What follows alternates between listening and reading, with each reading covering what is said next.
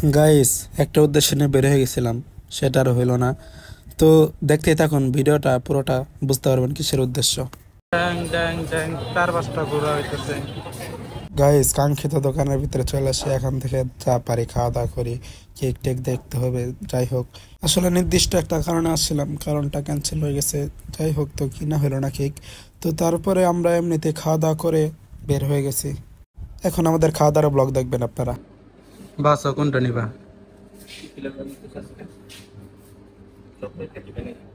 Black and হোয়াইটটা নিতে পারো। তার সেলসম্যান আমাদেরকে বুঝাই দিচ্ছিল কোন ফ্লেভারের কেকটা ভালো হবে, তো কোনটা বেটার।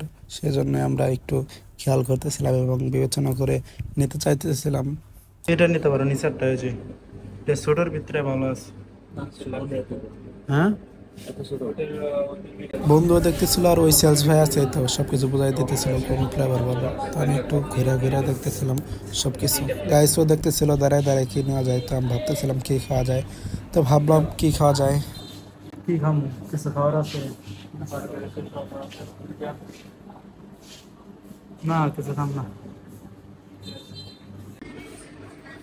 কোন সময় অর্ডার দিলা? হ্যাঁ, কি এটা? এর নাম কি জানো না? আর তো মনে হচ্ছে চিকেন আর ইয়া। খাও খাও। খামো তো, আগে তুমি খাও। আমি তো খাই।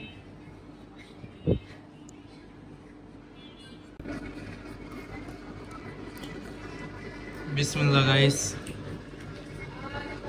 এই যে খাওয়া শুরু হয়ে গেছে।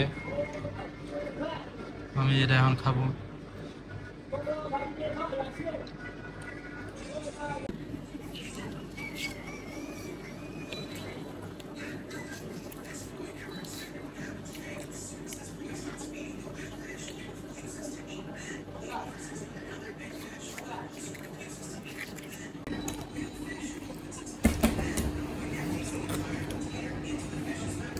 খাওয়া বেশি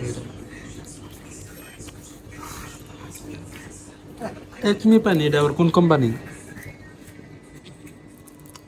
পানির তো কোম্পানি বেরোইতেছে।